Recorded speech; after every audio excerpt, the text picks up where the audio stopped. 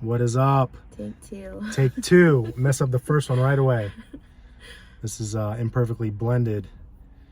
Coming in hard at 28 subscribers. We are officially YouTube's favorite couple. Officially. It's safe to say. Self-proclaimed. Self-proclaimed. We are on part 2 of our divorce and remarriage series. We're going to be talking about co-parenting today. Yes. We'll let Jessica Faye take this one off because she's a pro. Yeah. So, first and foremost, for anyone that has been in the situation or heading to the situation, know that it is not about you. And it's not about them or you. 100% about your children. Yep. So, as hard as it is to want to be selfish and take all the time and fight for every ounce of your child's time, that is not what is best for your child. Your child needs both parents.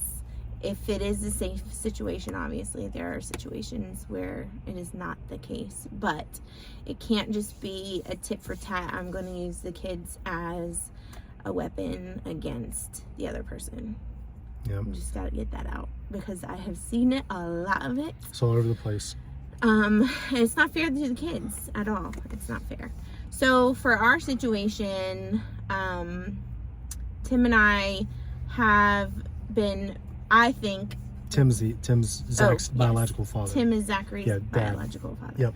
I'm Tom. Yes, She kept it close. not sure why. Easy.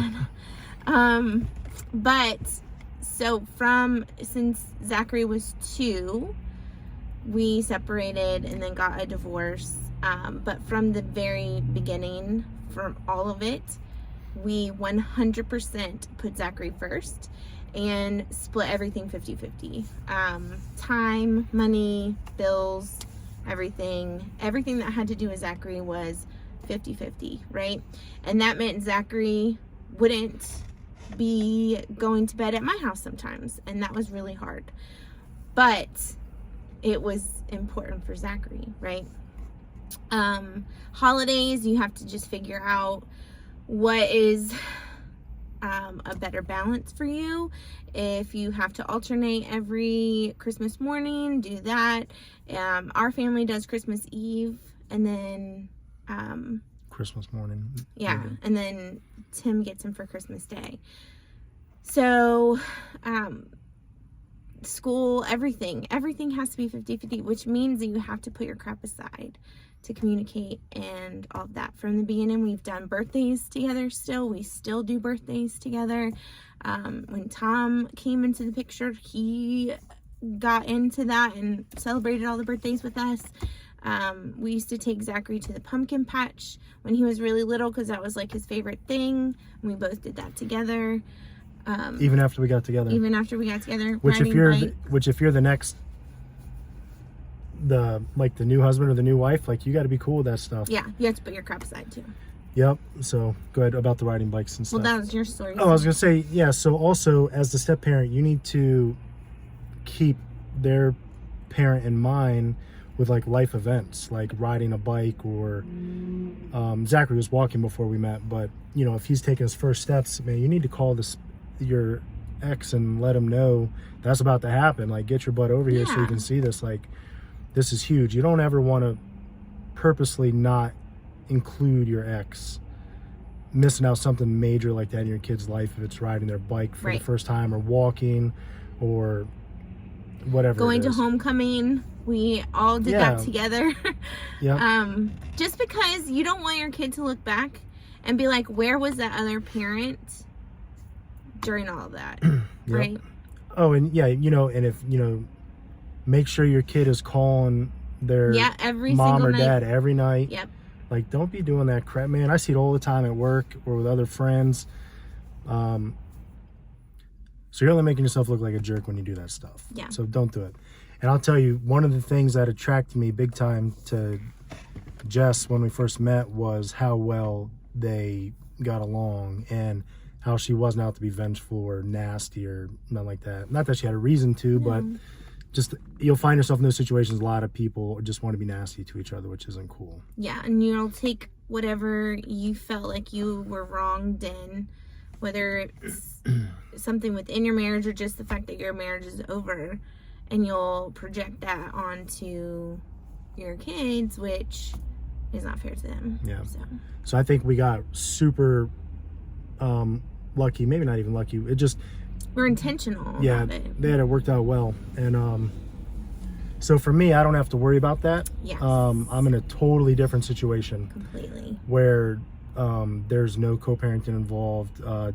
Declan's biological mom rolled out when he was not even 1 year old. So, and Jesse adopted him when he was 3. Yes. So there's no co-parenting. And even with that, I'm gonna tell you this. Number 1, man, I think she already gave a number 1. Well, yes, So but this could be number 2. going back to the whole, even if you're wronged. You can never talk trash about your kid's parent.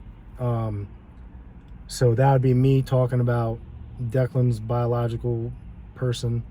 Can't be talking nasty about her. She can't be talking nasty about her ex. I can't be talking nasty about her ex.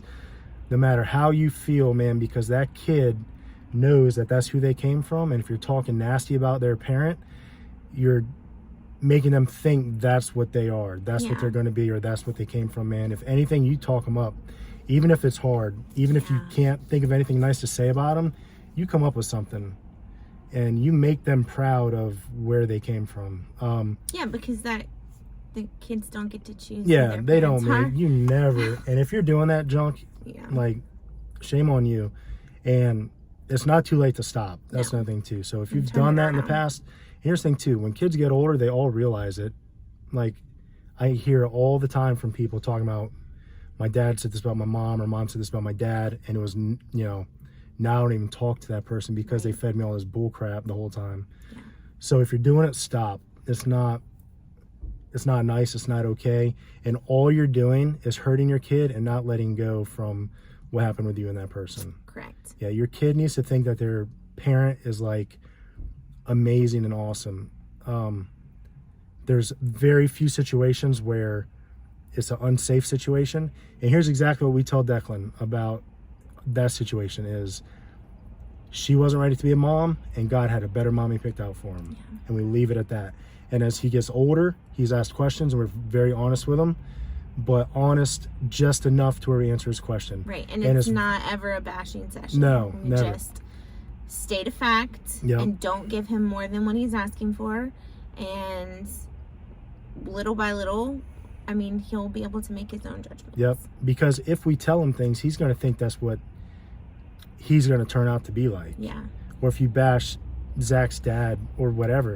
And here's the thing too, kids can, in their brain, this might be a poor example, but if you're a Ford person and you're bashing Chevy and their dad drives a Chevy, they'd be like, Tom doesn't like you because you drive a Chevy. It's like, that's not what I said. Yeah. But they can. But that's how kids' brains work. Hoops, so you have to be very conscious and of the things you say, to just really go out of your way to protect what's being said, so you're not giving them even the slightest idea that you're bashing their parent.